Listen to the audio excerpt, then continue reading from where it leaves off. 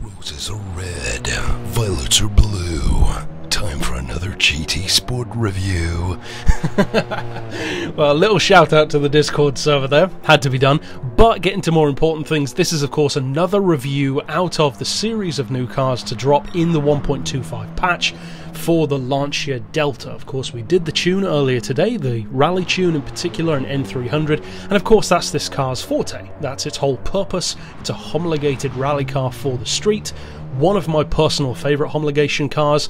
In fact, out of stuff like the Delta, the Quattro, the Citroen Group B machine, a variety of others too, even including some of the DTM ones, like the Mercedes 190e and the BMW E30, the Delta might actually be my favourite. It's been a favourite of mine ever since I was a kid. When I first saw it, I loved the Delta, kind of like a Volkswagen Golf, but not quite at the same time. And it's a car which is given a lot of respect in Gran Turismo. It's been featured for quite some time, and its performance, although not necessarily as strong as some other, for instance, newer hot hatches, it's always good, especially as far as the old ones go. It's one of the quickest old school hot hatches in the game.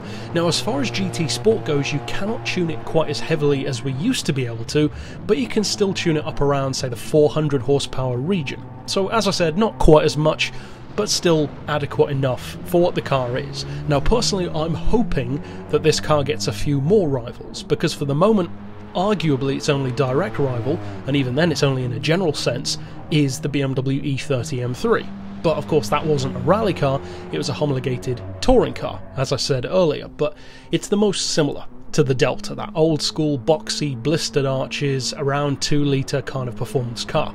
If, however, we get something like the Audi Quattro back, then that will be a fantastic rivalry to be able to have again. Now, unlike the road-going Quattro in the GT franchise, the Delta was, of course, already a premium in GT6, and of course it is again now, albeit with even better physics, graphics, etc, etc. Now, the sound in particular I think is definitely better now on this one.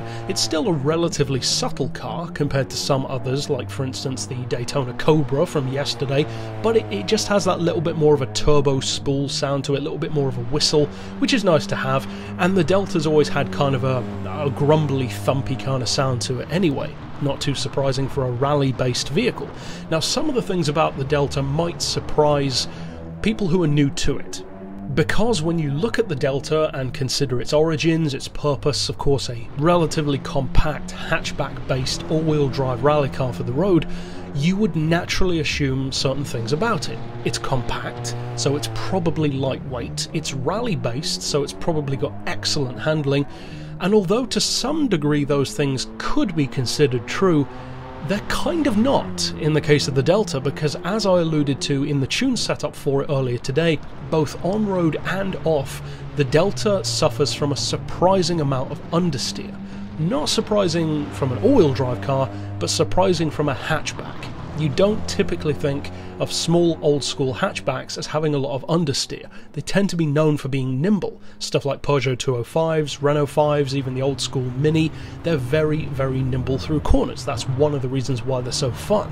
Whereas with the Delta, it handles much more so in the way that a big coupe might. Like, for instance, again, the Audi Quattro. That's an entirely justified car in having understeer because it's bigger, and again, all-wheel drive, etc.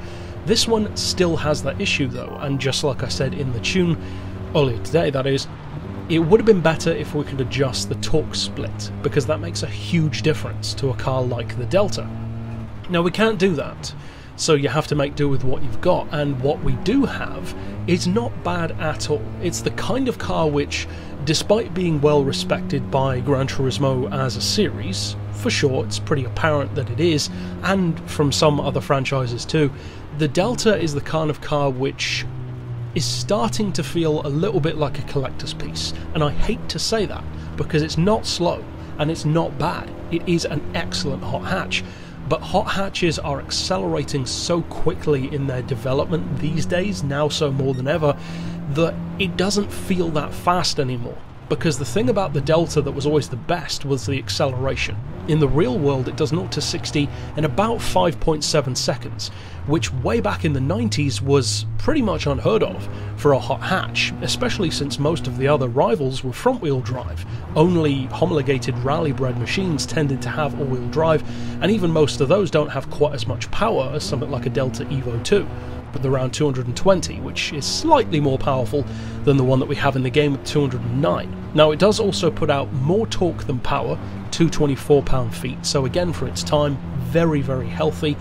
These days, though, you regularly get hot hatches with 250, 300, even more horsepower. Even stuff like the Ford Focus RS now also has all-wheel drive, so it's almost as if all of the little advantages that the Delta used to have, even up until you could argue the mid to late 2000s to some degree, when front-wheel drive was still the dominant thing for the most part in stuff like Focus STs, Astra VXRs, Megane Cups, it doesn't feel like it has those advantages anymore.